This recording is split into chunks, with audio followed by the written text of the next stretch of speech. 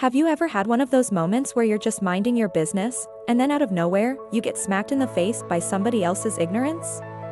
The kind of thing that sticks in your head for days after? Well, buckle up, because what I am about to tell you started like the most ordinary errand in the world, just a trip to grab groceries, and ended with a whole store frozen in shock. It was a Saturday afternoon in Dayton, Ohio. Not the busiest city in America, but the kind of place where everybody thinks they know everybody, even if they don't. The grocery store was on the corner of 8th and Main, one of those neighborhood spots that's been there since forever. Bright yellow sign outside, cracked pavement in the parking lot, shopping carts with that one squeaky wheel that makes everybody look at you when you push it. Inside, the place was busy. You could hear the hum of the refrigerators, the beep of the checkout scanners, kids begging for candy, old folks talking about the weather. Nothing unusual. Angela Moore walked in through those sliding doors like she had 1,000 times before. Mid-30s. Average height, slim build, braided hair pulled into a bun, simple jeans, a dark hoodie. No makeup. No jewelry except for a plain silver ring on her right hand.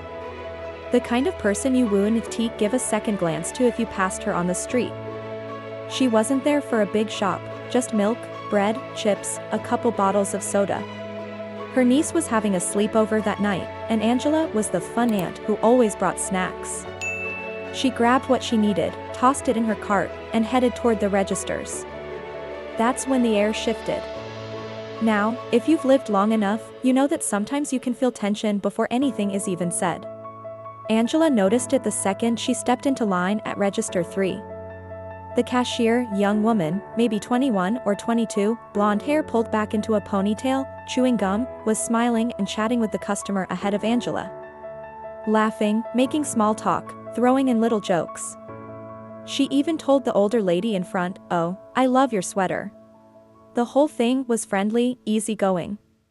Then it was Angela's turn. The cashier's smile disappeared like somebody flipped a switch. Her eyes dropped to Angela's hoodie, then flicked up to her face. "No, hello, no, how are you today? Nothing. Just cold." She didn't touch the groceries. She didn't even reach for the first item. She just crossed her arms and stared. Angela, trying to keep it normal, said, "Hi, how are you?" "Nothing." She slid her loaf of bread forward. The cashier didn't scan it. Instead, she said flatly, "You can't pay here." Angela blinked. "Excuse me?" "I said you can't pay here. Try another register." A couple people in line behind Angela looked up from their phones. One guy muttered under his breath, "Huh?" Another shifted his cart, like he was trying to eavesdrop without looking like it. Angela kept her voice calm. "Why? The register's working, right?" The cashier shrugged. "Store policy. I don't serve certain people." That word, certain, hung in the air like smoke. And it wasn't the kind of thing you could miss here. She said it slow, like she wanted people to catch it. Like she wanted to make her point. Angela had heard it before. She knew that tone. And in that moment, she could have exploded, could have cursed her out and stormed off. But Angela was built different.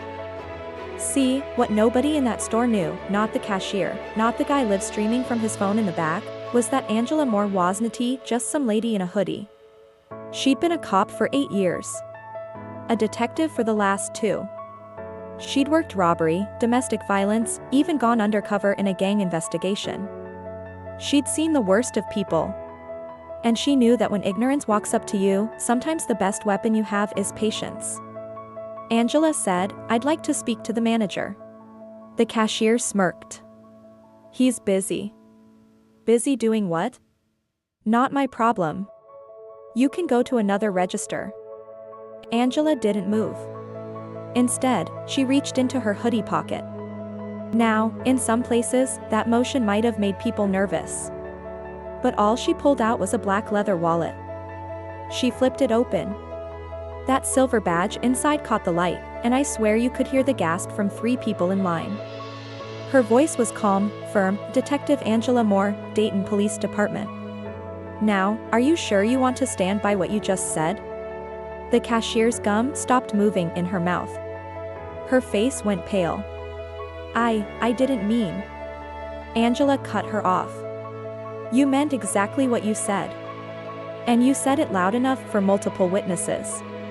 So let's make sure we're all clear on the store's policy. That's when the manager appeared, practically jogging from aisle 6. His name tag read Jeff. He looked like he'd rather be anywhere else. What's going on here? Angela pointed to the cashier. Your employee just told me she doesn't serve certain people. I'd like you to clarify whether that's how you train your staff. Jeff's face went from confused to horrified in seconds. No, that's not our policy, Angela interrupted. Good. Then you want to have a problem when I file a discrimination report and request your security footage be preserved. Because this is no longer just bad customer service, it's a civil rights violation. By now, people in line had their phones out. Somebody whispered, "Is this really happening right now?" Another woman muttered, "Good for her." Angela turned back to the cashier. Here's the thing, you never know who you're talking to. You see a hoodie, you make assumptions. You think you can treat people like dirt. Because you figure nobody will call you out. Well, today you picked the wrong one. The cashier was frozen. No apology. No words. Just stuck. Angela picked up her groceries, walked to the next register, paid, and left without another word. No yelling. No swearing. Just leaving the weight of what happened sitting heavy in that store. Now, here is where it gets deeper, because this wasn't Angela's first run-in with this kind of thing. See, she grew up in Dayton, on the west side.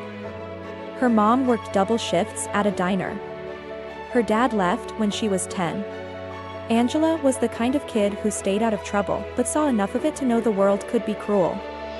When she joined the police force, it wasn't because she thought it would make her popular, it was because she wanted to be the person who showed up when people needed help, no matter what they looked like or where they came from. But over the years, being off-duty taught her something ugly. The badge gave her respect in uniform, but take it off, and some folks treated her like she didn't belong. This day at the grocery store?